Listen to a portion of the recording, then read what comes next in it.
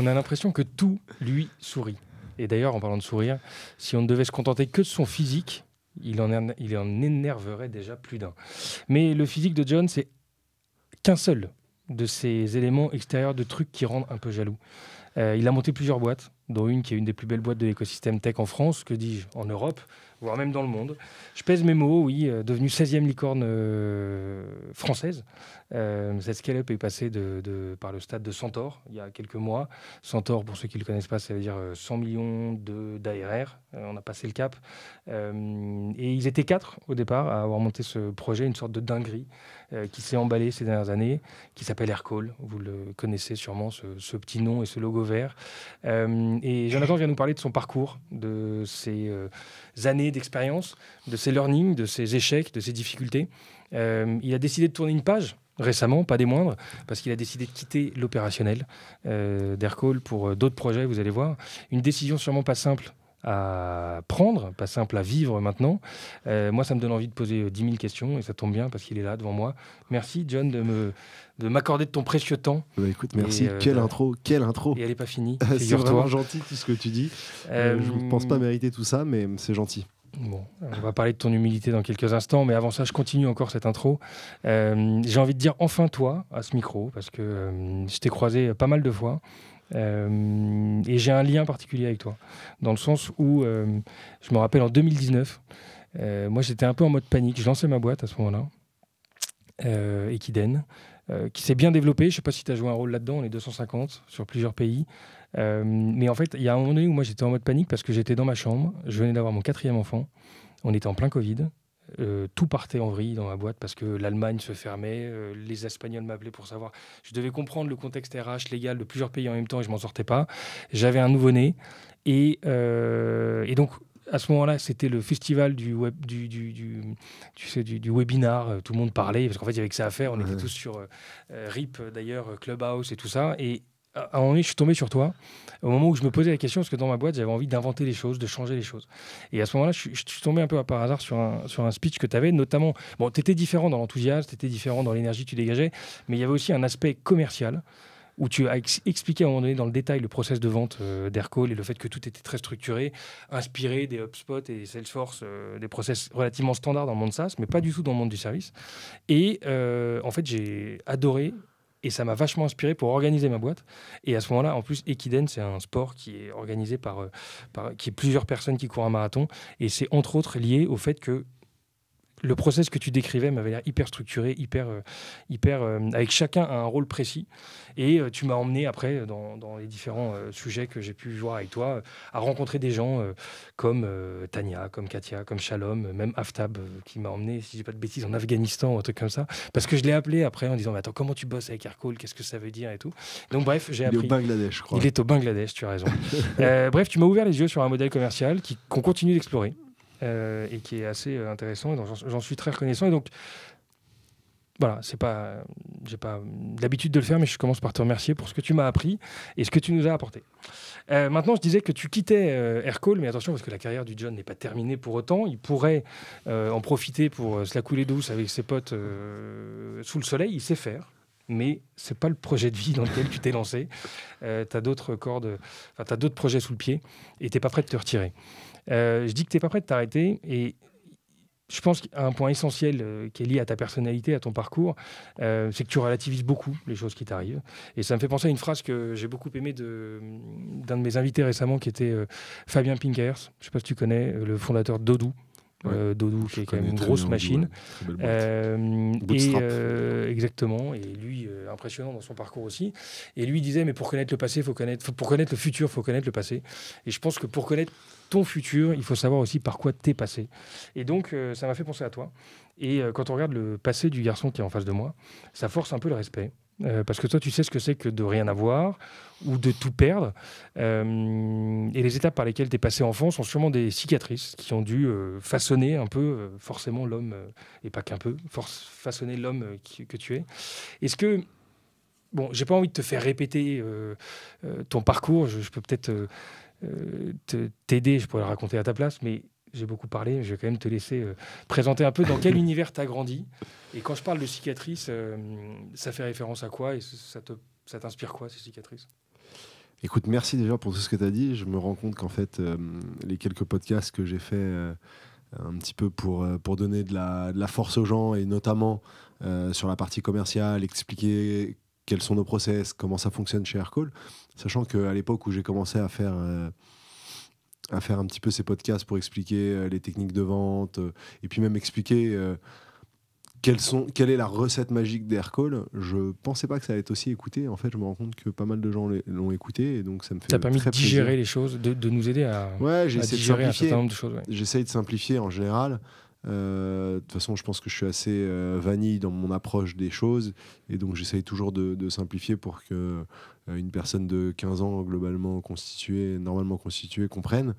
Et ça me fait plaisir tout ce que tu dis, et c'est hyper gentil, parce que je suis pas sûr de mériter tous ces compliments. En tout cas, on a travaillé dur pour arriver où on en est, et il y a encore plein de choses.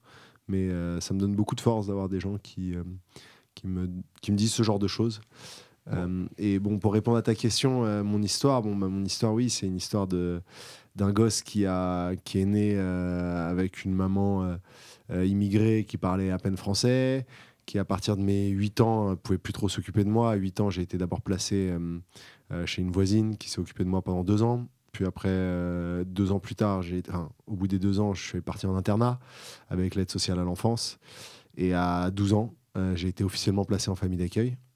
Avant ça, j'étais, comme je dis, soit dans une famille d'accueil qui était en fait une voisine pas très loin, et sinon en internat. Et la famille d'accueil, c'est vrai que là, c'est un petit peu la douche froide, parce qu'en fait, je m'éloigne de ma mère, je vais plus voir ma mère comme j'avais l'habitude de la voir.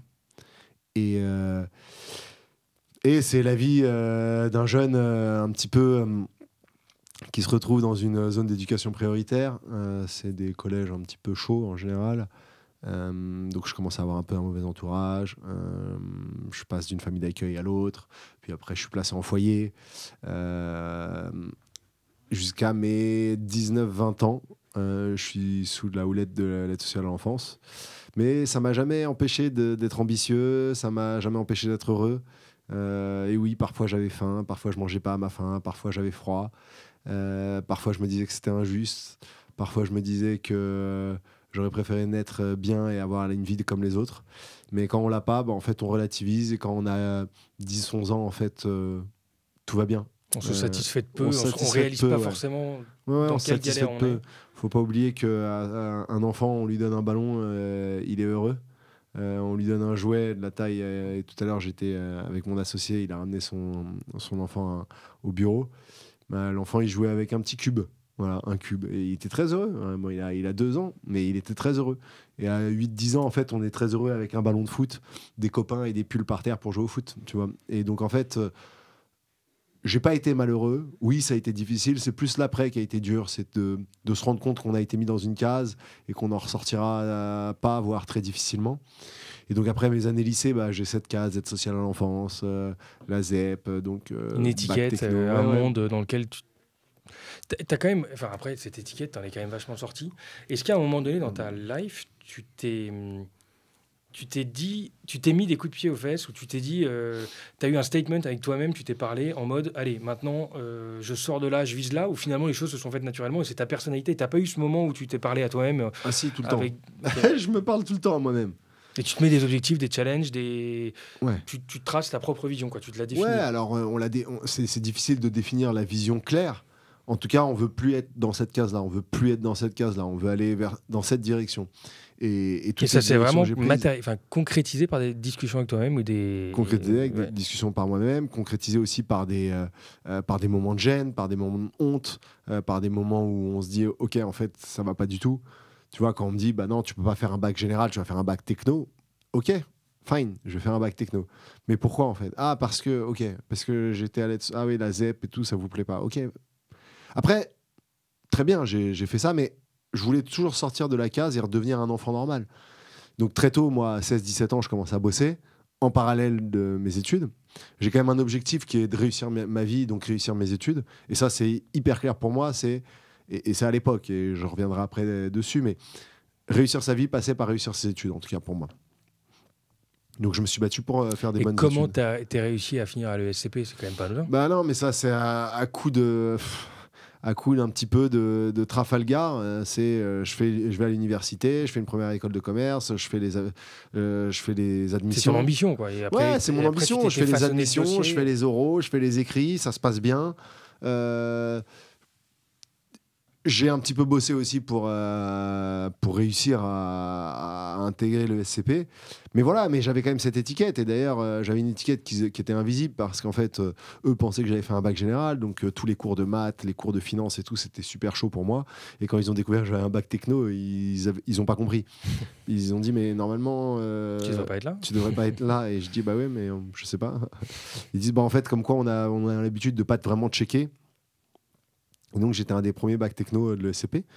Mais écoute, c'était... En fait, ce qui m'a toujours poussé, c'est ouais, j'ai à l'intérieur de moi une sorte de cicatrice qui est indélébile et qui ne partira jamais et qui a fait aussi ma force. Mais oui, c'est vrai que, tu vois, voir sa maman tout Malade. perdre du jour au Ouais. lendemain, malade, et en mourir, ouais, ça marque, ouais. Ouais, ça marque à jamais. Et puis ça t'a donné un coup de maturité de dingue, quoi, je pense. Ouais, c'est ça. Bah, je sais pas, ça m'a donné de la maturité. En tout cas, j'ai toujours dû me débrouiller. Quand à partir de 18 ans, pour manger, tu dois te débrouiller, et que tu sais qu'à 16 ans, déjà, c'est compliqué, bah, je commence à bosser tôt, je commence à faire des petits jobs. Je suis livreur de pizza, livreur de journaux, caissier, serveur, enfin, tout ce qui est possible et imaginable. Je commence à gagner mes propres sous. Je vois ce que je veux faire, je vois ce que je veux pas faire. Et ce qui est sûr, c'est que je veux sortir de ça. Je veux sortir de l'étiquette du petit gosse, ah, mon pauvre, etc. Non, je veux pas ça. Moi, je veux pas qu'on me plaigne. Je veux réussir par moi-même et je veux aller en haut. Et pour ça, bah, je me suis donné les moyens. Je me suis donné les moyens en travaillant beaucoup. Alors, pas spécialement à l'école. J'ai toujours été un élève moyen. Sur le fil. Mais plutôt, ouais, voilà, sur le fil. Le gars qui a 11-12 et qui passe, quoi. En revanche, tu t'es donné les moyens de faire du business et très tôt, c'est venu. Je rappelle que tu as quand même gagné. Enfin, un des premiers éléments de lancement pour toi, ça a quand même été de faire des emprunts pour tes études et tu t'es rendu compte qu'une fois que tu avais le cash sur ton compte très rapidement, bah, en fait, tu pouvais en faire autre chose ouais, que tu peux le d'investir dans les déployer, faire études. ce que tu veux. Ouais. Et tu es tombé dans une phase où tu as investi dans l'immobilier, dans les chambres de bonne, une, puis deux, puis plusieurs. Tu as contracté plusieurs emprunts et finalement, tu as réussi à te créer une première base en prenant des risques de dingue parce que tu aurais pu tout perdre à ce moment-là si l'immobilier Ouais. s'était pété la gueule, je sais pas quoi. Bref, ça s'est bien passé. Ce sens business que tu as eu très tôt, tu n'as pas eu de l'inspiration Si, j'ai toujours familiale. l'inspiration. Mais- Pas familiale. et Je m'inspire c'est venu de tout le comment monde. Ouais. Chaque je pense aussi personne le qui fait que- m'entoure m'inspire. T'as pas eu de père, et ça, c'est aussi impressionnant de se construire. C'est-à-dire que tu dois être un buvard. Tu dois apprendre des autres ce que tu n'as peut-être pas eu dans ton cadre familial autour. Et cette envie cet apprentissage permanent, Ouais. tu confirmes, tu es toujours en train d'apprendre des autres. Tout le temps. Et j'adore apprendre des gens, j'adore faire des erreurs, j'adore me faire envoyer chier. Et tu vois, c'est. Qui t'envoie chier encore aujourd'hui? Mais tout le monde, quand je dis des conneries. Ok. Bah, tiens, on peut le mentionner, Amaury, que tu connais, qui m'a plus d'une fois notre Remis, CFO, remis en place. ouais, il m'a dit, il Joel, dit. là, c'est nul ce que tu fais. Et d'ailleurs, il me l'a déjà dit. Il m'a déjà dit, en revanche, tu as une capacité à absorber les problèmes et à absorber ton entourage et dire, ok, ouais, j'ai fait une connerie. So what, tu vois? Allons à l'étape d'après. Comment je corrige ça? Je C'est l'ai la vie. intégré, c'est bon. Quoi. Tout le monde est imparfait. En fait, il y a le problème des gens, et je vais te dire, et ça, c'est vraiment un truc que je pense, et je ne l'ai jamais dit, mais là, tu vois, ça me fait plaisir de le lâcher puisqu'on en parle. Le problème, la plupart des gens n'évoluent pas parce qu'ils n'acceptent pas la critique. Moi, j'accepte la critique. Et même, tu l'absorbes. Je l'absorbe, je me remets en cause. Ça m'est déjà arrivé, je peux te dire que ça m'est déjà arrivé. On me balance des trucs à la gueule. Je me rends compte que j'ai fait la connerie. Je vais aux chiottes, je me mets de l'eau sur le visage, je me dis putain, waouh. Là, t'as vraiment décollé. Là, c'est nul ce que tu viens de faire. Allez, tu reviens plus fort et tu mets ça derrière toi et allons à l'étape d'après. En fait, Et tu tu as vois- une envie de bien faire qui est monumentale. Tu as une Mais envie oui. de. Limite de. Non, mais je veux bien faire. Tu Mais veux c'est bien vrai. faire. Et je fais des conneries. Mais comme tout le monde. Sauf que la plupart des gens, quand tu leur dis non mais ça va pas, ils se braquent. Non mais attends, c'est pas du tout pédagogue.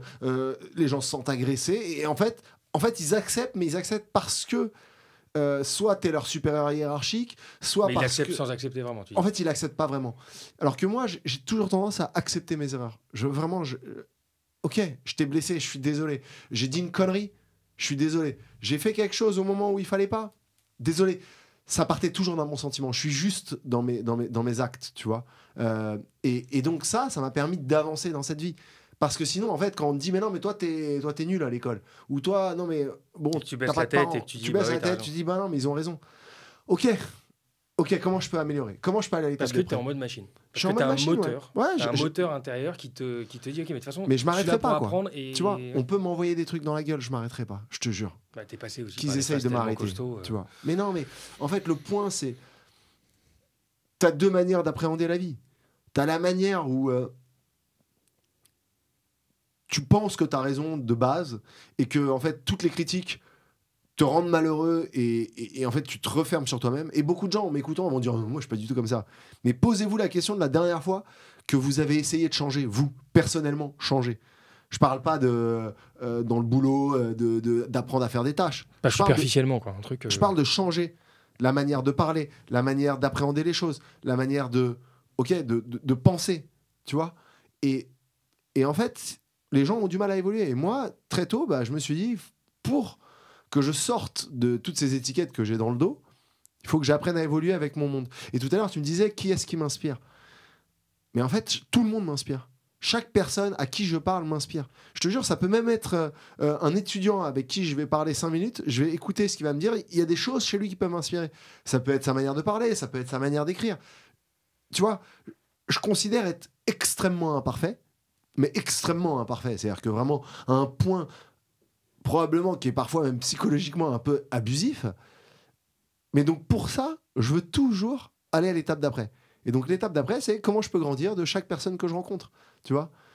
Et je pose des questions. Et tu vois, c'est marrant, on est dans ton studio, bah, tu vois, tu sais, j'ai dit, ah mais attends, c'est comme si, mais pourquoi tu vois, j'essaie de comprendre. T'es les curieux de choses. tout. En tout cas, t'as gardé cette curiosité Ouais. et t'as gardé, parce que t'es quand même arrivé à un stade en termes de réussite pro, en termes de réussite perso, en termes d'image, en termes de tout, où tu pourrais te dire, bon, c'est bon, j'ai pas mal appris, on va passer à autre chose, maintenant je vais kiffer et je vais arrêter de me poser la question de si je suis bien, si je suis aligné, si... Voilà.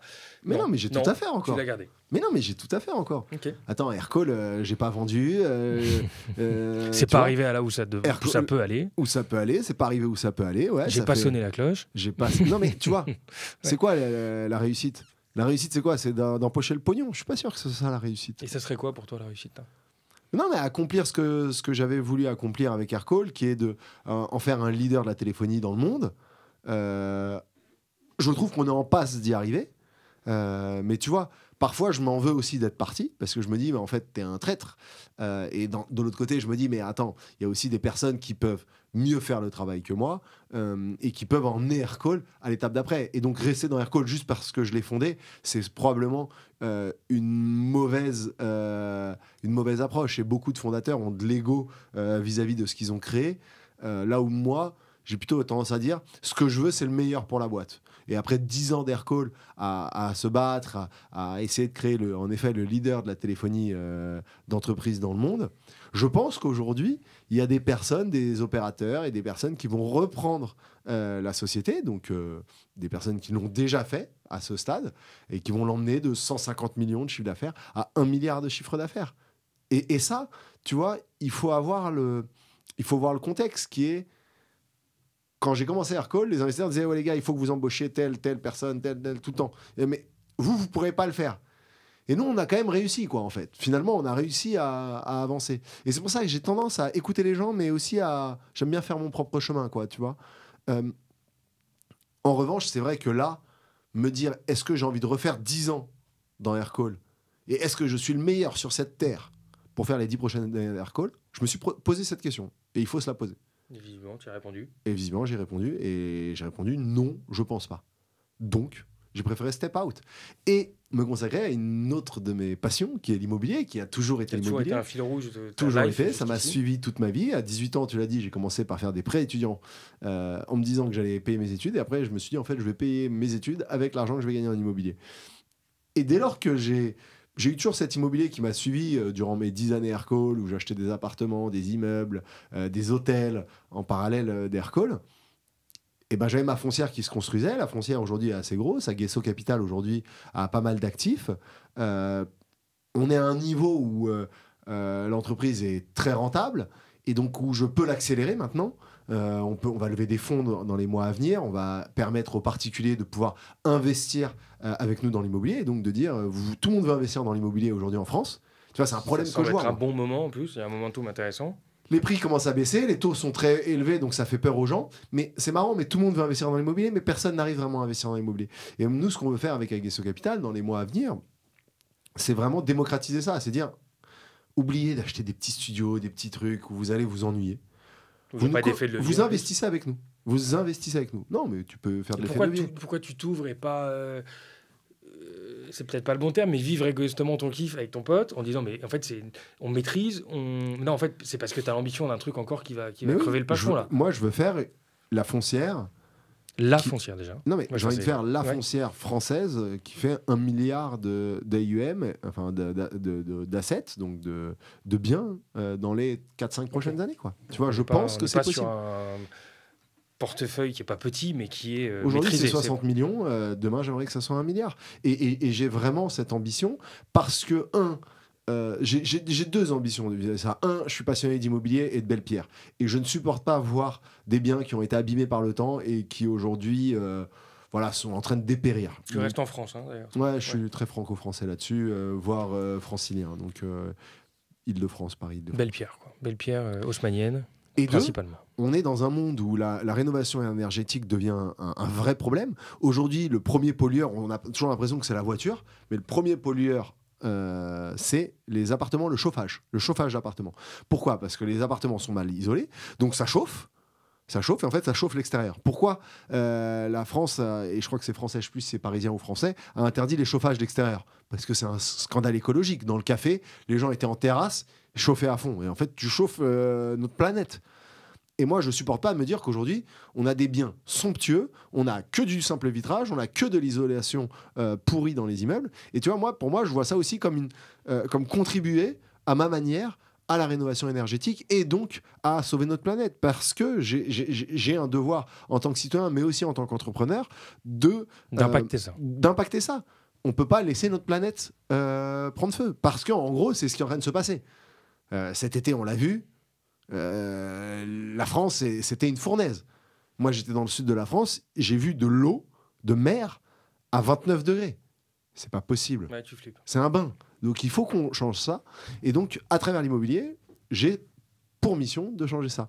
Et évidemment, le troisième, et on en parle rarement, mais c'est que moi, faire des beaux lieux, notamment des hôtels, redorer l'image de l'hôtellerie française à ma manière, c'est quelque chose qui me passionne, c'est de pouvoir mettre ma main à un édifice somptueux qui est le patrimoine français. Et de te nourrir de cette esthétique, de ce beau, de ces matières, de ces produits, de ce design. J'adore ça.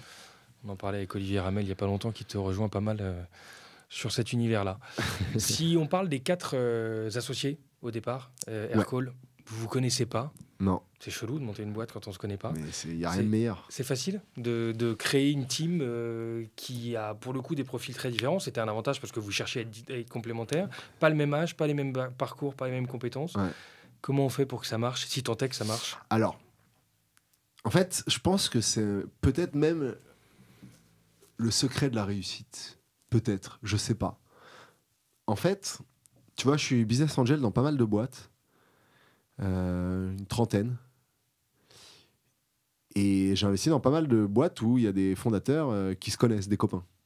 Bah là, depuis 6 mois... C'est souvent le schéma. Ça secoue. Ah oui. Ça secoue, ils se virent entre eux. Ça fonctionne pas, quoi. Donc, après, bon, c'est 4 exemples parmi 30, tu vois. On peut pas faire une généralité. Mais je trouve qu'être avec des gens qui ne sont pas spécialement tes copains, il y a un respect tout de suite qui se met en place. Un respect je suis avec une personne, cette personne doit me respecter, cette personne doit être fière de bosser avec moi. Pas parce qu'on est potes et qu'on rigole autour des soirées le week-end, mais parce qu'en fait, je délivre un bon travail. Et donc, de ne pas se connaître spécialement, ne pas être des amis de longue date ou quoi que ce soit, nous a créé ça. Tu vois ? Et la complémentarité, parce que souvent, les copains, malheureusement, ils sont un peu similaires. On dit souvent, montre-moi tes amis, je te dirai qui tu es. Oui. Ouais. À première vue, tes potes te ressemblent, quoi. Alors, moi, dans mes potes, mes vrais amis, j'ai pas de développeur, quoi. Tu vois ? Et donc, déjà, j'aurais eu du mal à créer Aircall si je connaissais pas de développeur. Et donc, en fait, la complémentarité de nos profils, donc Olivier, 10 ans de plus que moi, consultant au BCG pendant 7-8 ans, Le côté formel, structuré, formel, carré. profil parfait, d'un point de vue éducation, Rassuré, Ginette, financier. HEC, tu vois. L'homme parfait. Je dis toujours, t'es l'homme parfait, Oli, tu vois. J'aurais voulu être toi. J'aurais voulu être Olivier, moi, parce qu'en fait... Et la réciproque est sûrement vraie, non? Enfin, oui, en tout cas, il y a des traits de caractère chez toi qu'il n'a pas et qui... Voilà, et c'est qui doivent le ce qu'il fasciner, m'a quoi. dit. Il m'a dit, mais moi, j'aurais voulu être toi, en fait. J'aurais voulu avoir cette niaque, ce truc commercial, on y va, on n'a pas peur, on fonce, bulldozer, quoi. Et donc, ça nous a rassemblés. Et Xavier et PB, les deux techs, on avait besoin de tech, et en fait, Et là aussi, ils avaient ce qu'ils une savent faire. humilité, une manière de travailler où ils n'ont jamais compté leurs heures, et donc ça a créé un match, tu vois. Et on a été capable, quand on était à San Francisco, et c'est là où vraiment la team Founder s'est vraiment resserrée, on a été capable de bosser 7 jours sur 7, 15-20 heures par jour parfois. Mais je rigole pas, quand je dis 20 heures, c'est arrivé, quoi. Là, c'était Et moi, je ne savais même plus quelle heure il était à un moment, tu vois. C'était vraiment, on ne sait plus, quoi. Mais ça avançait et c'était incroyable. J'ai des souvenirs de l'époque énergie de San dingue. Francisco. Et pourtant, qui étaient c'était folles. flippant parce que si je me souviens bien, c'était une phase où c'était un peu ça passe ou ça Ah bah, casse. C'était la mort. Là. personne ne voulait nous donner C'était de un sous. peu le dernier. Non, personne try. ne voulait nous donner de sous. On était là, on avançait tout seul. Personne croyait vraiment en nous. Tu vois, l'équipe, les 4 Et t'as toujours dit gars, là. qu'on n'avait pas vraiment de raison d'y arriver. Non, on n'avait aucune raison d'y arriver. Parce on que n'était vous pas êtes- prédestinés à réussir. Non. L'idée est cool, quoi, la téléphonie d'entreprise, mais il y avait des boîtes qui existaient déjà. Vous y connaissez rien en On n'y téléphonie, connaissait rien en accessoirement. téléphonie. On n'avait pas fondé de boîte tech avant. Je sais pas, sur le papier, c'est pas une évidence. une évidence. En revanche, la différence qu'on a su faire, c'est de travailler plus que les autres. C'est de se remettre tout le temps en cause. Et c'est d'essayer de créer quelque chose d'innovant et révolutionnaire. Et donc notre approche a été de dire, la téléphonie d'entreprise, c'est pas juste un truc où on décroche et on raccroche. Ça va s'interconnecter à tous les outils métiers de l'entreprise. C'est-à-dire que quand tu vas décrocher ton téléphone, ça va être connecté à ton outil métier, à ton CRM, ça va te remonter la fiche. Ça Cette va dimension mettre le d'intégration, téléphone. c'était votre point fort. C'était l'intégration. Et au début, personne n'y croyait d'ailleurs. Et c'est ce qui a fait notre succès. C'est parce qu'on s'est dit, si le téléphone communique avec l'ensemble des outils de l'entreprise, on va gagner notre pari. Alors, on l'a pas encore gagné en vrai, mais en tout cas, on est bien lancé. Et tu vois, et notre réussite, c'est ça. C'est beaucoup de travail, beaucoup de remise en cause, beaucoup d'innovation. On veut faire de l'innovation, on veut que le produit soit innovant, on veut que le produit soit simple à utiliser. Tu vois, on a eu énormément de mal à convaincre au début d'Aircall, même des DSI qui disent mais je comprends pas là, c'est trop bateau. Pourquoi ? Parce que le DSI avait l'habitude que ça soit compliqué et puis ils aiment quand c'est compliqué. Tu vois, c'est compliqué, c'est moi qui gère le truc. Nous on dit non mais n'importe qui peut le mettre en place. Et ça gênait à l'époque. Ça gênait. J'ai des DSI, je me souviens, à 8-9 ans, qui disent non mais en fait vous remplacez mon boulot. Je dis, Vous mais allez non, vous foutre la merde tu vois, avec vous allez, ces trucs, vous allez travailler ailleurs, vous allez faire autre chose. Parce que nous, Aircall, n'importe qui peut le mettre en place dans sa boîte. Et en parlant de n'importe qui, toi, tu as tendance à dire aussi que n'importe qui aurait pu faire ce que tu as fait. Oui. Tu as un côté humble qui fait du bien à entendre parce qu'il y a pas mal de gens entrepreneurs qui ont perdu cette humilité-là. Et pourtant, beaucoup l'ont perdu sans avoir réussi ce que tu as fait. Donc ça fait du bien, quand on voit au niveau où tu es arrivé, de garder les pieds sur terre. Maintenant, bon, si on part du principe que c'est pas de la com et que tu le penses vraiment, il y a beaucoup de gens qui se pensent pas capables de ça. Et moi, j'aimerais bien que tu me dises ce que tu penses qu'ont les gens, mais qu'ils n'exploitent pas, parce que toi, visiblement, tu pars du principe que tu es comme tout le monde, Bien sûr. mais tu as exploité quelque chose que certains vont pas aller chercher. C'est quoi ce quelque chose que tu es allé chercher qui a fait que c'était possible et que tu penses que tout le monde a, mais n'exploite pas forcément? Je sais pas si ma question Ouais, elle est très elle est claire. très claire. Elle est hyper claire, ta question. Je vais te dire un truc, c'est que les gens ont peur du futur. Les gens ont dit toujours, attends, mais qu'est-ce que le futur me réserve ? Et en fait, ça me tue quand j'entends ça, parce qu'en fait, on a l'impression que le futur est personnifié. On a l'impression qu'il y a un monsieur qui décide du futur des gens. Mais le futur, c'est toi qui l'écris.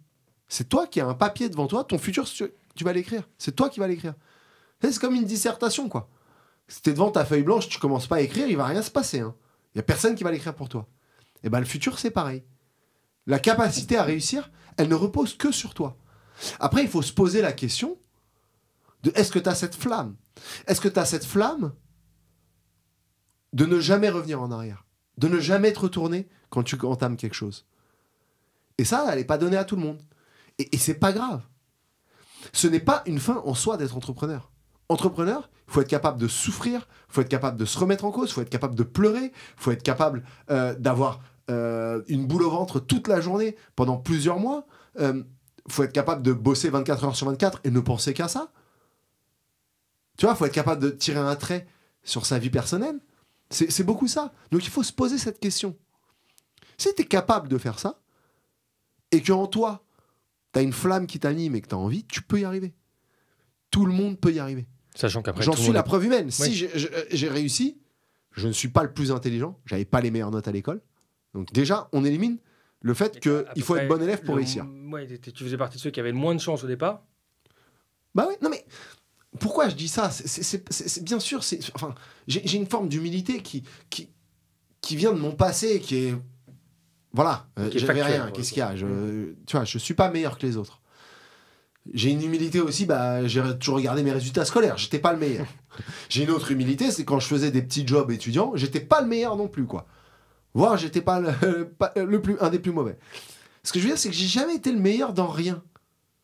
Donc je pense pas aujourd'hui être le meilleur d'ailleurs dans l'entrepreneuriat. Je pense que j'ai réussi quelque chose à la force de mon travail. Et donc, si j'ai réussi moi, c'est que tout le monde peut y arriver, je considère. Tu vois, je me mets vraiment à râler pas crête. C'est que rien ne me prédestinait à réussir. Et tu as le sentiment que, par rapport à la vie que tu as vécue, quand on veut quelque chose, en fait, on peut l'avoir. Ouais, quand on veut, on peut. Vraiment. Et tu vois, ma défunte mère le disait beaucoup. Quand on veut, on peut. C'est marrant parce qu'en fait, c'est une expression qui passe comme ça. On se dit quand on veut, on peut. Mais fais gaffe, parce que si tu veux aller là, en fait, tu pourrais vraiment y aller. Ouais. Ouais. Non, mais et puis c'est surtout, il faut se donner les moyens. Parce que vouloir, c'est facile. C'est très facile de vouloir que les choses. Il y a vouloir et vouloir. Non, mais. Ouais. Tu vois, j'ai énormément de gens qui veulent monter des boîtes. Et je veux monter ma boîte, je veux monter ma boîte. Mais quand tu regardes concrètement, t'en es où là? T'as avancé là-dessus? Ouais, j'ai fait les cartes de visite. Ouais, j'ai fait le logo là. Il y a qui commencent par les cartes de visite et les logos. Moi, ça me tue, quoi. Tu vois? Mais c'est Il un faut truc. vouloir, mais il faut se donner les moyens, surtout, quoi. Et donc, pouvoir. Pouvoir, c'est-à-dire dire, je vais commencer à rédiger. Je commence, j'avance. T'es un type qui a l'air d'avoir une confiance dans le monde, confiance dans l'homme, confiance dans toi-même. Cette confiance, tu penses C'est faux, ça. J'ai pas oui, confiance mais en justement, c'est ça qui est marrant. moi. Ouais. C'est que tu as un paradoxe là-dessus. Parce que t'as quand même une grande confiance dans la vie en règle générale, et la vie te sourit quand même pas mal. En même temps, toi, tu as appris à te connaître avec les années. Tu sembles souvent douter de toi, clairement, et tu le montres voilà, tout le temps. Douter de ta réussite, potentiellement, ça peut s'arrêter, on n'est pas allé au bout du truc, on n'a rien atteint, on n'a rien fait, ok, tout est relatif. Tu penses que cette notion de confiance, c'est de l'acquis, de l'inné, ou c'est plutôt un truc que tu travailles et qu'en fait on est à peu près tous avec le même niveau, mais qu'en fait on n'a pas tous travaillé cette confiance de la même manière. Je ne sais pas si, Non, si mais cette confiance en toi, tu l'as travaillée, tu l'as développée. Mais tu je n'ai l'avais, pas tu l'as pas. confiance en moi spécialement. J'ai pas confiance en moi. J'ai pas confiance en moi. Quand je dis quelque chose, je me pose la question de est-ce que j'ai pas dit une bêtise. Quand je commence quelque chose, je me dis non, là, faut que j'y arrive là quand même. Faut que j'y arrive. Donc je me remets en cause en permanence. Donc normalement, la personne qui a confiance ne se remet jamais en cause. Enfin, je sais pas. Je fais peut-être un peu de l'amalgame. Mais En fait, tu as presque peur de dire que tu as confiance en toi, parce que tu aurais peur de devenir le con C'est du ça. mec qui se remet pas en cause. Alors que moi, j'aime me remettre en cause. ouais. Et tu te rends compte qu'on peut apprendre de n'importe qui, d'un livreur, d'un chauffeur, De tout le monde, de tout j'apprends. voilà. Tout le monde. Et le jour où tu as confiance en toi, tu as peur un peu de te mettre des œillères et de priver C'est ça. Et du coup, ne plus évoluer. Et donc, la confiance en soi, ça se travaille, mais il faut toujours avoir en tête une chose qui est hyper importante, c'est que si tu n'écoutes pas ton entourage et tu fonces toujours tout droit, tu vas faire des erreurs. Tu vas faire des bêtises et tu peux les payer très cher. Notamment planter ta boîte, rater ton job, whatever. Peu importe ce que tu fais. Tu vois, ce que je dis, c'est pas destiné aux entrepreneurs spécialement. C'est destiné à la vie. Mhm. Avoir confiance en soi, c'est bien. Ne pas écouter les autres et foncer tête bêche, c'est pas bien. Et donc moi, j'ai confiance quand je dis ce projet, je pense qu'il faut le faire. Mais en revanche, je vais toujours écouter mon entourage. Donc, tu vois, est-ce que ça traduit un manque en confiance en moi? Peut-être un peu. Parce que j'ai besoin de prendre du feedback, j'ai besoin de me dire, attends, voilà. Là où il y a beaucoup de gens, je te jure, et ça m'arrive, mais en permanence, des gens qui viennent me voir, soit pour que j'investisse dans leur boîte, etc., avant même qu'ils aient créé leur boîte, et où je leur demande qu'est-ce qu'ils font, ils veulent pas me dire. Ils me disent, non, je peux pas te dire, là, c'est secret sauce, voilà, j'en parlerai le moment venu. Mais t'as peur de quoi, là, en fait? Non, mais vraiment, t'as vraiment peur que je te pique ton idée, là, et que demain, je me dis, bon, tiens, je vais... et c'est même pas... Il le fait pas à moi, il le fait à tout le monde. Donc ces gens-là, en fait, c'est un peu bizarre. Ils pensent qu'ils ont l'idée qui valait 1 milliard. C'est bizarre, quand même. Tu vois, donc c'est les gens qui ont confiance en eux, mais en fait, qui ont la mauvaise approche. Ouais. Et toi, bon, la confiance, t'as confiance dans ta décision. À un moment donné, t'es capable de trancher, ta décision, elle vient de toi. Ouais. Ça, tu l'assumes. Et tu t'es quand même fait seul dans un univers où t'as dû, très jeune, prendre des décisions par toi-même. Ah bah oui. Voilà. Quand je prends une décision, en revanche, je m'y tiens. Ouais. Et t'as sondé beaucoup de monde, mais tu l'as Je pris, sonde, t'avances. mais j'y vais. Et quand j'avance, là, j'avance très sérieusement. Et je me mets aucune limite.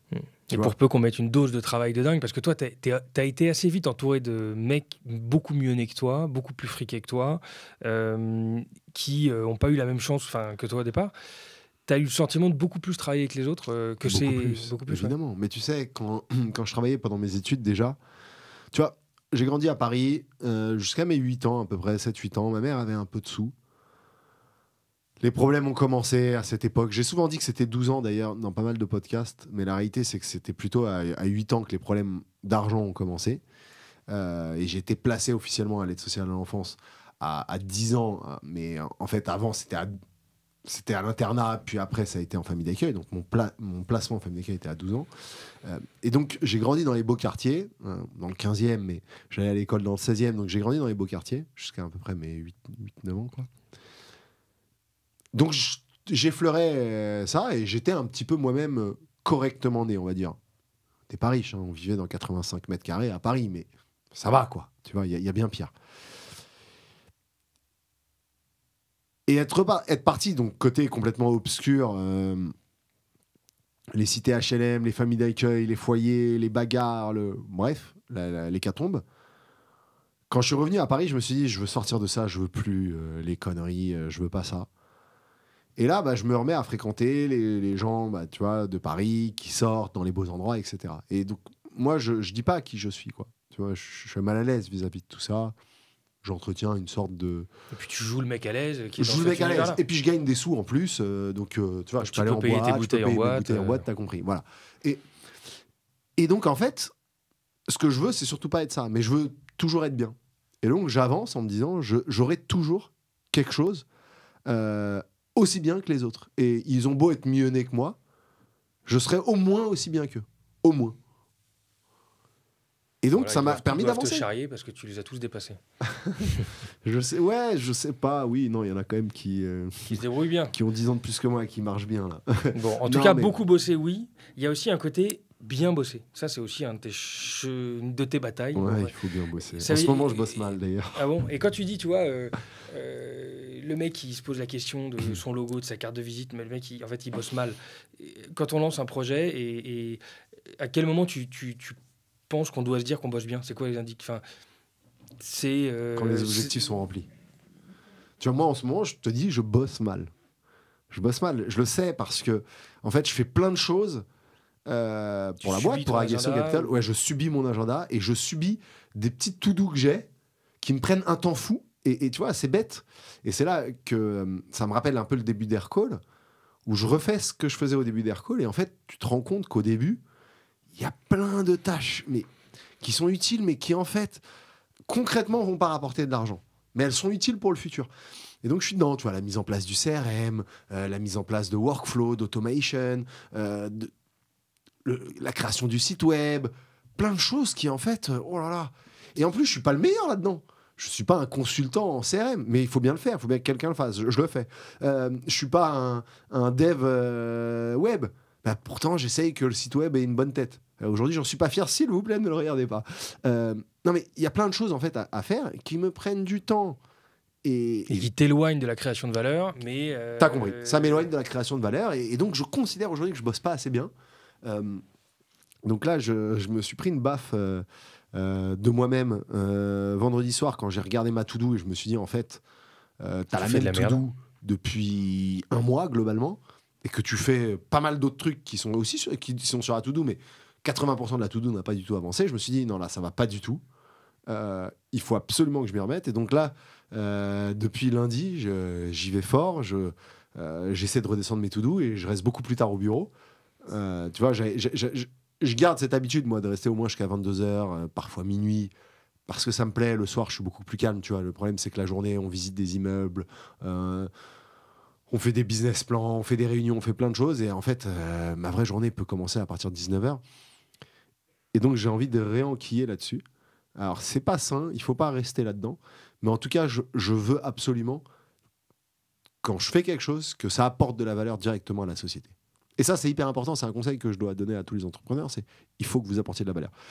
Il y a des tâches, malheureusement, administratives et après, autres qui apportent rien. Ce qui a de la valeur, c'est pas toujours évident. Il y a la valeur court terme, il y a la valeur long terme, il y a la valeur financière, il y a la valeur notoriété, je sais pas quoi. Voilà. C'est compliqué d'avoir des curseurs. Voilà. Je suis un peu bloqué là-dedans en ce moment. Je me prends toute la valeur. Je me fais des trucs un peu qui sont long-termistes, mais qui, du coup, à court terme, sont un peu frustrants. Et surtout, je me rends compte que je fais des choses. Et tu vois, et c'est la valeur. Et là, t'es passé dans le faire. Et ouais. Avant, t'étais un peu dans le faire. Bah oui. Et là, tu redescends à un méga cran. Et ouais. Et il y a un truc. Et c'est ça qui est très dur. Parce qu'en fait, tu te rends compte. Et là, c'est là que tu te rends compte de l'importance d'avoir des gens spécialistes. C'est que ce que je fais, quelqu'un qui l'aurait déjà fait, dont c'est le métier, il le ferait probablement en 3 à 4 fois moins de temps que moi. Et donc, en fait, je perds beaucoup de temps.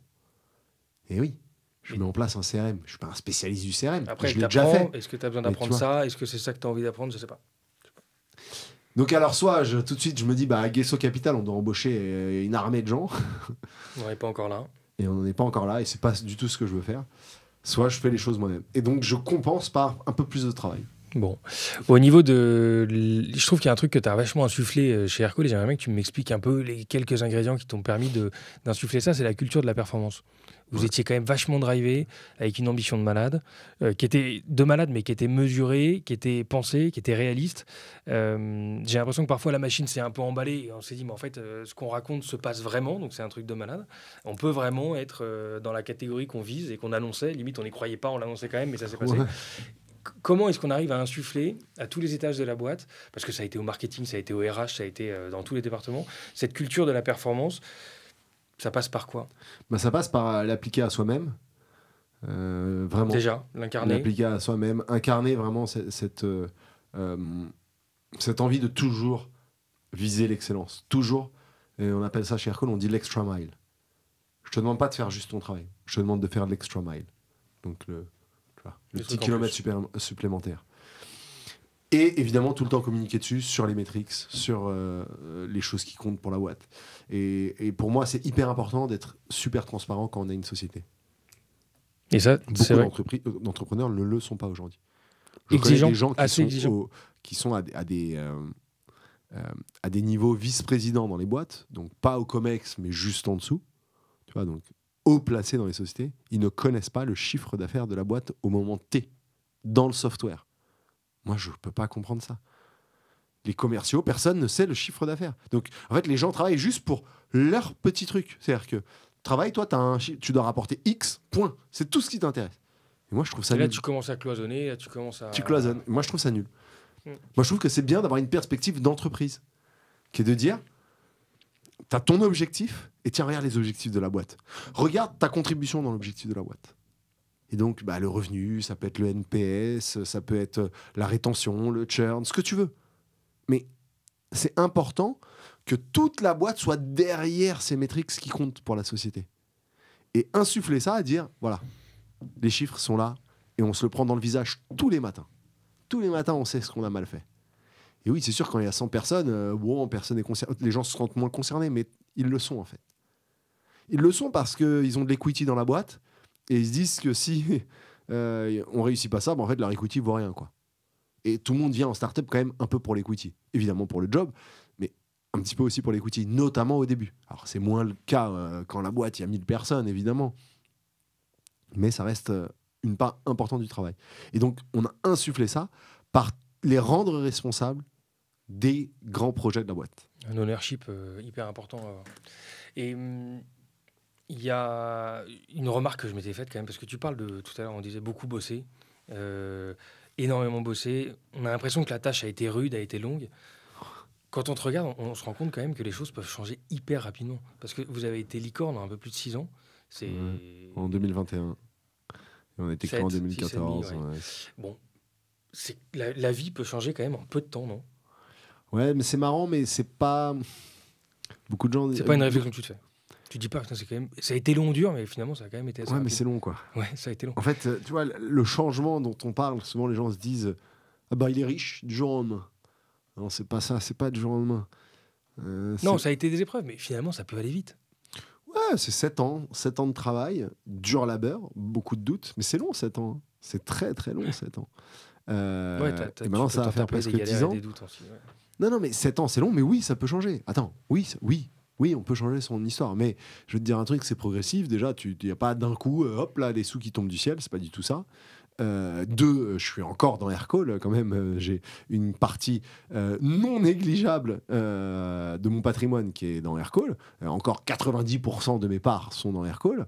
J'ai sorti que très peu au fil du temps. Donc oui, j'ai gagné de l'argent. Oui, ma vie a changé par rapport à il y a 10 ans. Encore heureux. Mais c'est très progressif. Souvent, les gens se disent la réussite du jour au lendemain, quand même, incroyable.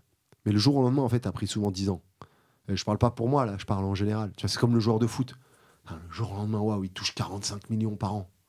Je dis n'importe quoi. Non, en fait, c'est la construction d'une vie, c'est l'aboutissement d'une vie. C'est l'aboutissement d'une vie, en fait. Et oui, ça va tomber, et là, c'est fou. Mais c'est l'aboutissement d'une vie. C'est ce qu'il faut se dire toujours. Il ne se passe rien du jour au lendemain. À part le gars qui a gagné au loto. Et même lui, combien d'années il a joué au loto pour le gagner? Le mec qui a joué qu'une fois, c'est rare. C'est rare. Je pense que c'est jamais assez rare à la base. Mais bon, ça se prépare. Tu fais beaucoup de talk en ce moment pour parler de comment est-ce qu'on passe de start-up à scale-up. Et moi aussi, j'ai envie d'avoir mon petit lot de réponses, mais une synthèse. Si tant est que tu puisses le faire. On a un petit problème de mic là. Micro. Est-ce que tu arrives à synthétiser les 3-4, 2-3 bonnes décisions, je ne sais pas si c'est faisable, mais qui, avec le recul, tu t'es dit, là, ça a été un game changer, et là aussi. Oui, bien sûr. Une des choses les plus importantes, c'est de vraiment segmenter le travail et prendre des personnes spécialistes dans chaque métier, quoi. Et tu vois, c'est ce que je disais tout à l'heure, c'est de dire, il ne faut pas vouloir tout faire dans une boîte. Il faut savoir faire les choses sur lesquelles on est bon. Tu vois, quand on est bon sur un truc, on le fait. Et de vouloir tout faire, tu vois, c'est ce que je fais actuellement. C'est marrant, hein, parce que je l'applique pas à moi-même, mais bon, j'ai pas le choix. Mais t'es encore dans la phase de ramp-up, là. Enfin, on est dans la phase un petit peu où on est une petite équipe et il y a tout à faire. Mais c'est important d'embaucher des personnes qui vraiment connaissent déjà le métier et qui sont meilleures que toi. Et on les met sur le sujet. C'est hyper important. Ça, c'est vraiment le truc, quand tu comprends ça, que chaque personne que tu dois prendre, tu dois te demander, est-ce que cette personne pourra prendre mon job un jour? Si la réponse est oui, c'est que tu dois le prendre. Si la réponse est non, c'est que c'est niette. Tu vois. Et l'erreur que font beaucoup de managers, c'est toujours prendre des gens subordonnés. C'est vraiment moins bien qu'eux. Pour se dire, ils vont pas me piquer mon job. Mais ça, c'est la pire des conneries. Parce qu'en fait, du coup, tu t'élèves jamais. Et en fait, c'est un nivellement par le bas en permanence, et donc c'est un peu nul, quoi. Donc, qualité des hommes, délégué, pour pas être un bottleneck. Et probablement la dernière, c'est vraiment de travailler en équipe. Ça veut dire toujours partager l'information. C'est hyper important. La culture du secret, c'est de la merde. Je le dis, tu vois, je le dis de manière crue, mais c'est nul. Et on a des êtres humains, il faut partager les peines, et il faut partager aussi les réussites. S'ils n'ont pas toute la picture, ils vont pas aller dans le bon sens. Bah oui. Et donc se dire que on va cacher le moins bien et on va montrer que le bien, c'est des salades. Ça se verra un jour. Et puis en fait, ça vous aide pas, ça aide pas la société. Avoir une discussion claire sur tout le monde en disant il y a des problèmes, voilà les problèmes, voilà à quoi on doit faire face, les amis. Et ben ça aide les gens à se concentrer et à le faire. Tu vois?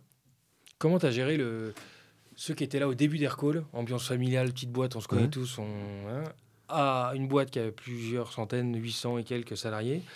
Tu as eu des personnes qui t'ont dit ah non mais Aircall n'est plus la même boîte qu'avant, machin. Comment tu le gères ça? Tu le gères ou finalement ça fait mal au cœur, hein. Ça fait très mal au cœur. Des anciens et qui suivent pas aussi le modèle. Les 15 premiers employés, pratiquement 100% d'entre eux sont entrepreneurs aujourd'hui. Ouais. Je dirais 80% d'entre eux sont entrepreneurs.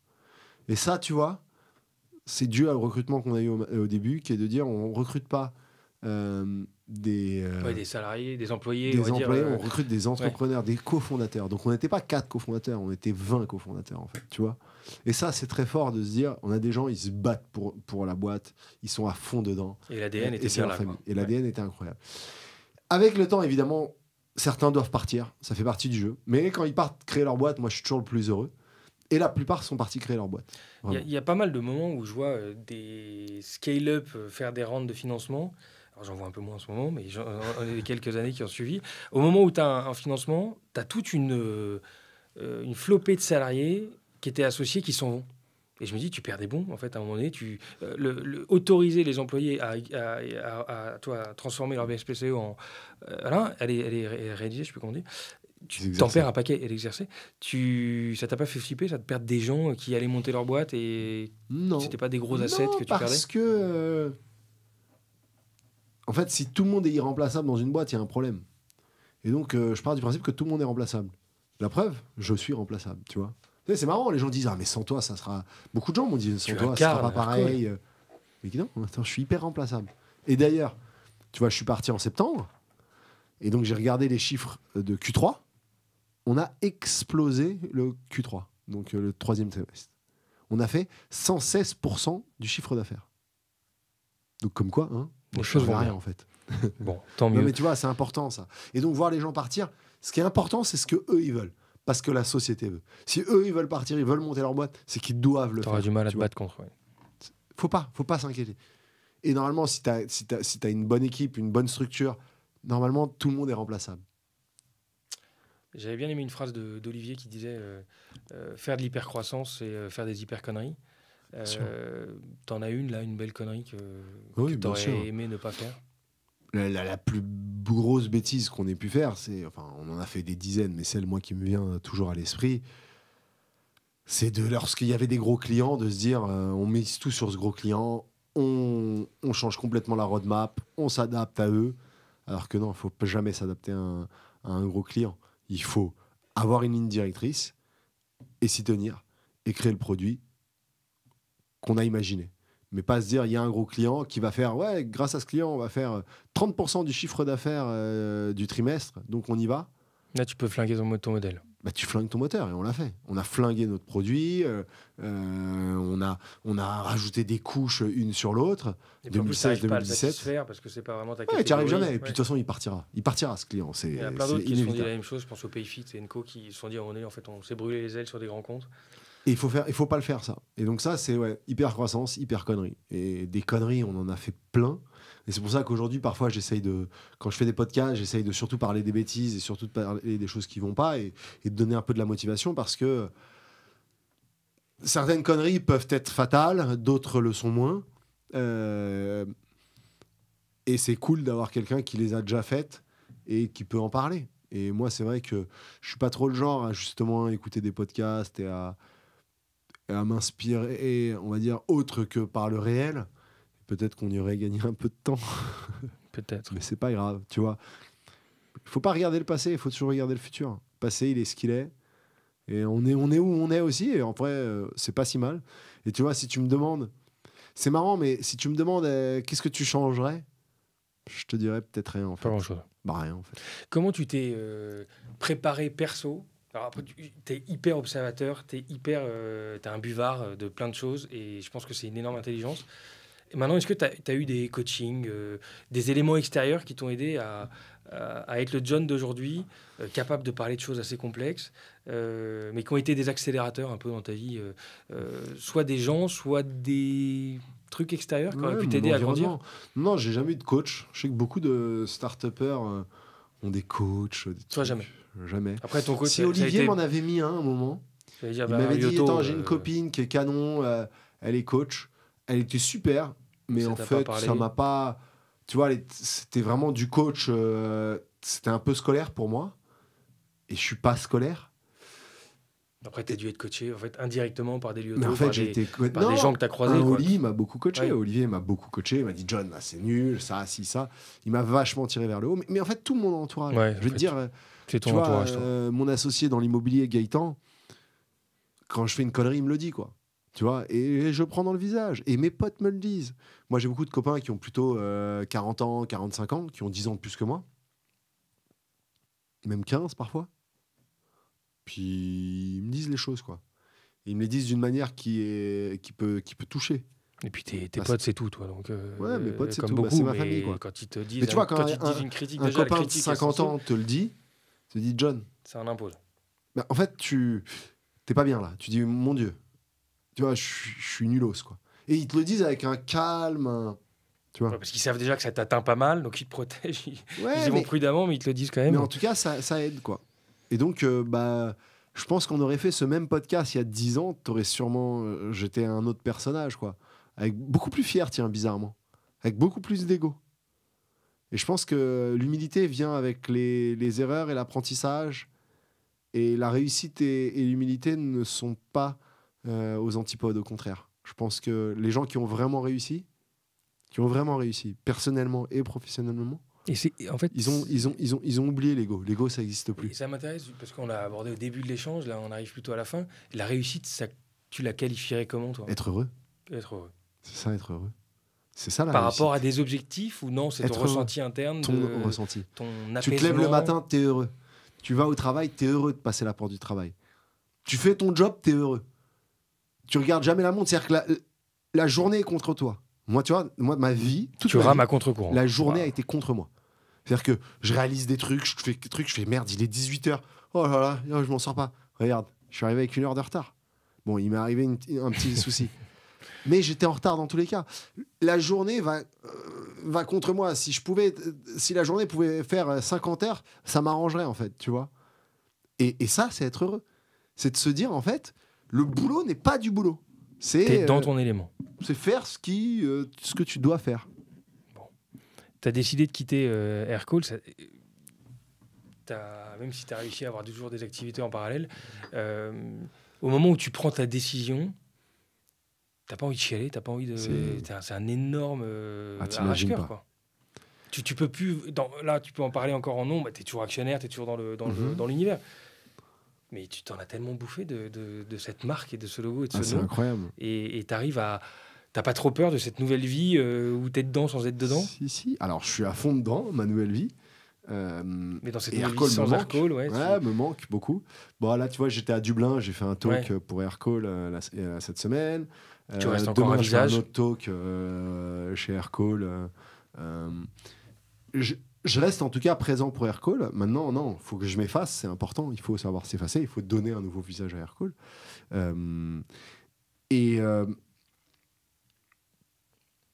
En fait, moi, ce qui me plaît, c'est de me dire que j'avance, tu vois. Et aujourd'hui, j'ai l'impression d'avancer à nouveau. Et attends, j'ai oublié ta question en fait. Ma question, c'était l'arrache-cœur et le. Ouais, l'arrache-cœur. la- Ouais, non, la- la l'arrache-cœur, je l'ai eu. difficulté. En fait, c'est pas trop quand j'ai pris la décision. Quand j'ai pris la décision, j'étais là. Franchement, j'ai fait le boulot. J'en ai parlé aux actionnaires.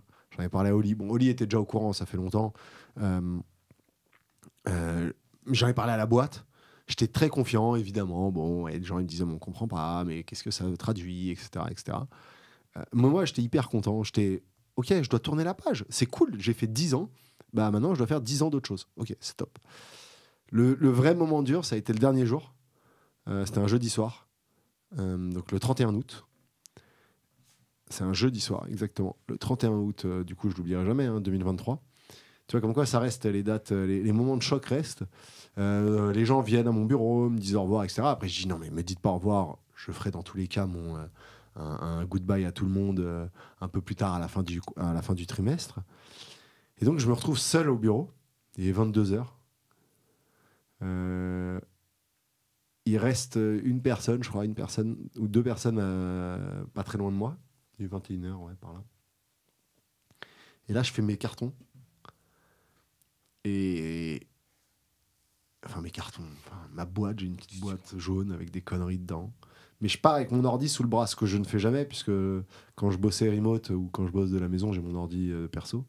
Et je pars avec mon ordi sous le bras, mon chargeur. Et là, je sais que ce sera plus jamais différent. Et je mets tout dans le scout. Et là, vraiment, je ressens... C'est le départ sans retour. Ouais, là, je ressens un truc. Je monte sur le scout. Et je me souviens, j'arrive à peu près place Saint-Augustin. Et là, j'ai un énorme coup de chaud. Je te jure, j'ai des fourmis dans les mains. Et je me dis, mais qu'est-ce que je viens de faire? Enfin, c'est fini. C'est fini. Et je me dis, mais est-ce que je fais pas une bêtise, tu vois? Est-ce que je fais pas une bêtise et professionnelle et personnelle? Est-ce que tu vas t'en remettre? Ouais. Et là, j'arrive dans les bureaux d'Aguesso, Aguesso Capital.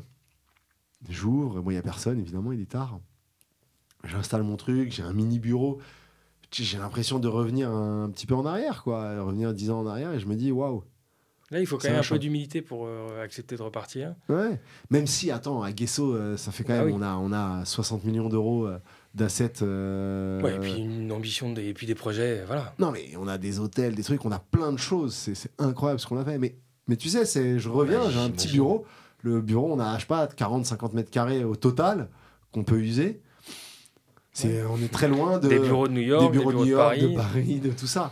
Des bureaux avec 5 mètres de Et puis il y a aussi la notion de perso, le kiff, d'avoir une équipe, des gens à qui tu as une expérience à partager, des histoires à raconter. Voilà. Bon, ok. Mais après, une fois que. Tu leur raconteras à tes enfants ces petites histoires. Et en parlant de tes enfants, c'est une question que j'ai pour toi et on s'arrêtera là avant de passer aux questions un peu plus rapides sur toi. Mais aujourd'hui, tu n'es pas marié, tu n'as pas d'enfant. Ouais. Oui.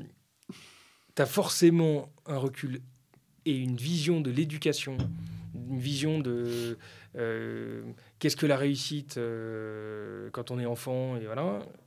Et j'imagine que tu dois te poser cette question-là pour tes enfants, parce qu'ils vont naître dans un contexte à peu près radicalement différent à ce que toi tu as connu. En tout cas, on a envie de leur souhaiter, parce qu'ils seront peut-être pas aussi bien armés que toi pour l'affronter, tout ça. Comment tu vas le gérer à titre perso? C'est très perso comme question, pardon. Mais ce paradoxe dans lequel tu vas accueillir peut-être un jour des enfants.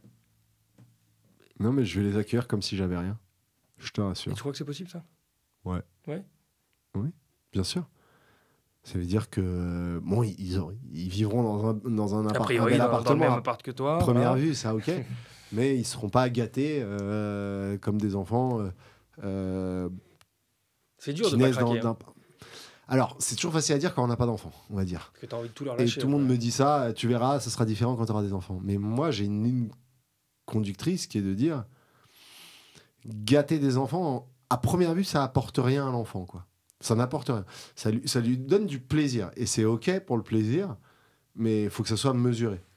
Tu vois, si l'enfant, pour lui procurer un plaisir, il a besoin d'avoir une paire de pompes à 1 000 €, c'est qu'on a un problème.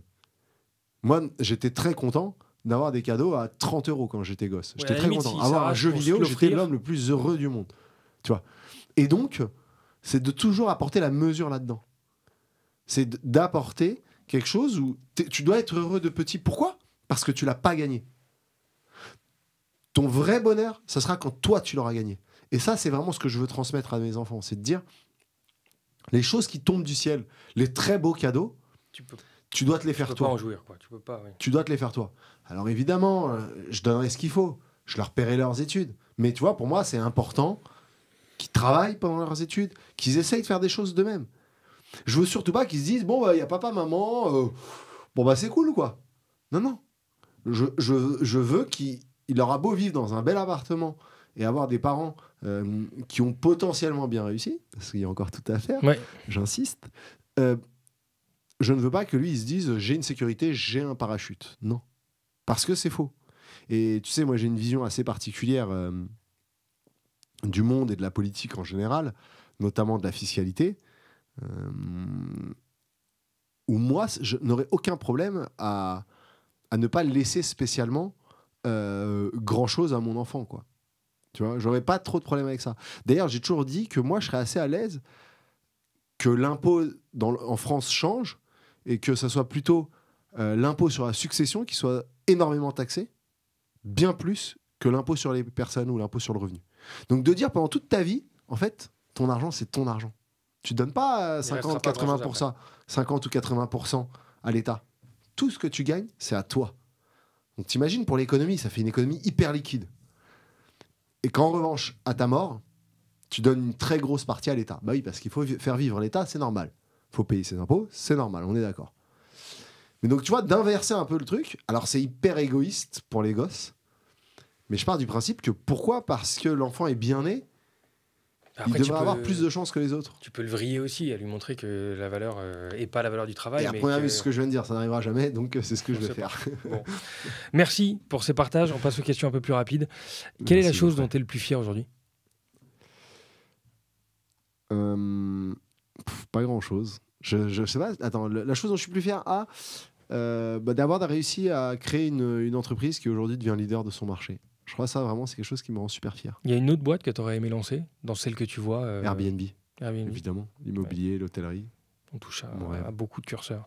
Un truc essentiel que tu aurais fait différemment si tu l'avais réalisé plus tôt ? Changer. À chaque fois, j'ai mis du temps à changer. C'est long, tu vois, les changements. T'es dur, faire les erreurs. T'es dur avec toi-même. Tu as toujours été très entouré de personnes qui te font grandir. C'est qui les personnes qui te font grandir aujourd'hui ? Mes amis, mon entourage. Toujours. Ouais, que mes amis, mon entourage. Et mon entourage en général. Tu vois, là, c'est marrant parce que il y a 2 semaines, j'ai déjeuné dans ma première famille d'accueil pour la première fois, que j'avais pas vue depuis presque 20 ans. C'est elle qui s'est occupée de moi de mes 8 à mes 10 ans. Je dormais chez elle, donc c'est la fameuse voisine, Régine, à qui je passe le bonjour, qui est une femme formidable, qui a des enfants formidables et ils m'ont accueilli. Et donc, tu vois, c'est pas une amie, quoi. C'était une femme qui m'a accueilli quand j'étais jeune. Et on en a parlé pendant le déjeuner. Je n'ai jamais autant grandi pendant cette période, de mes 8 à mes 10 ans, quoi. Et ils m'ont énormément apporté. Je ne serais pas là s'ils n'avaient pas été là. Tu connais Yazid Hichemraen ? Qui ? Yazid Hichemraen, le pâtissier qui ça me dit quelque cartonne chose. Et qui a lui aussi été dans des familles aidées. Sur 66 minutes, il était passé. Il y a des choses il y a des parallèles à faire entre vous. On parlait d'argent. Il y a un craquage que tu t'es fait en te disant putain, allez, je me fais un petit craquage. Ouais, ma première voiture, ma première Porsche, quand je me suis acheté la première fois une Porsche. Pourtant, j'étais pas riche, quoi, à ce moment-là. Mais t'avais envie de te le faire. Ouais, j'avais envie. J'ai toujours adoré les voitures. Et un peu avant 30 ans, je me suis acheté une Porsche. C'était un peu un craquage. Je me disais, là, j'en vois quand même pas mal de sous. Il va falloir bosser. Mais pas de regret. Bon. En dehors de l'app Aircall, tu as une app dans ton téléphone que tu recommanderais à tout le monde d'avoir ? Non, je n'utilise pas les encore d'app. Surtout pas avoir Instagram et TikTok & Co. Sur son téléphone la journée. Mais sinon, non, moi, attends, parce que là, tu me poses une colle. Hein. Qu'est-ce que j'ai dans mes favoris ? Weather. Je regarde le temps tous les matins. Est-ce qu'il va pleuvoir ? Non, j'ai rien de spécial. Moi, les apps que j'ouvre le plus souvent, tu vois, c'est Le Figaro et Les Échos. J'aime bien lire les journaux dès que je m'ennuie. Mais sinon, non, j'ai rien d'incroyable. Pas de petite app secrète. Non. Il y a une personne dans le monde entrepreneurial ou qui pourrait mériter de venir raconter son histoire au micro, qui pour toi est une personne inspirante ? Il y en a plein. Ouais. Et tu me Il y en a recommanderais plein. Dans mes amis, il n'y a que ça. C'est clair que dans le monde entrepreneurial, il y en a beaucoup autour de toi. Ouais, alors comme je dis, ils m'inspirent tous. Donc les noms que je vais tous les dire. faire en collectif. Ouais, tu devrais tous les faire un après les autres. Sur toi, qui parle de toi. Non, mais Olivier, tu devrais le voir. Moi, Olivier, c'est une personne qui est formidable. Il y a pas mal de choses à partager. Et Olivier, le problème, c'est qu'il aime pas les médias. Il aime pas se poser comme ça devant. On habite à 100 mètres. Donc, ouais, mais il aime pas ça. Il aime pas se mettre en avant. S'il y en a bien un qui est humble, c'est lui. Et il faut le faire juste en audio, pas et en visio. Dieu sait que toutes ces années, tu vois, il aurait dû être plus mis en avant. Mais ça l'a jamais intéressé, Olivier. Et après, évidemment, dans mes copains proches que j'admire pour ce qu'ils ont fait, t'as Jean-Philippe Cartier, qui est un entrepreneur formidable qui a fait de l'hôtellerie, mais qui a fait aussi plein de trucs dans la tech avant. On peut penser à Frédéric Jousset, qui est le fondateur de WebHelp. Que j'essaye d'avoir, que j'ai croisé il n'y a pas longtemps. C'est le premier no-go que j'ai. Parce qu'on a pas mal discuté. Mais bon, voilà. Si non, mais il n'a pas le temps, il est très occupé. Moi, il ne me répond plus là en ce moment. Alors, je vais pas non, mais. Lui, parcours de canon. parcours sorti canon. canon. Et en plus, ce qu'il est en train de faire, c'est pour ça que j'ai envie qu'il en parle à tout le monde. Ouais. Il veut pas venir en parler ici. Arthur de Soultray, fondateur de Viconta et maintenant qui est un peu Beau qui est dans la comeback tech. et dans la Super tech retail, comeback, et beau il se sujet. bat. Moi, j'en ai plein. Je veux pas oublier Anthony Bourbon. Un de mes Anthony, que meilleurs j'ai pas vu copains. encore. Ouais. Anto, qui a une histoire un peu similaire à la mienne et qui qui a vient de une loin. force intérieure lui aussi, peur de rien. Alors lui, faut y aller quoi, Ouais, il pour est l'arrêter solide. lui. Et plein d'autres. Bon, allez, un dernier pour la route. Si tu devais donner un conseil à quelqu'un qui voudrait avoir ton parcours, ce serait lequel? Tu voudrais avoir mon parcours? Travail. Bon. Et humilité.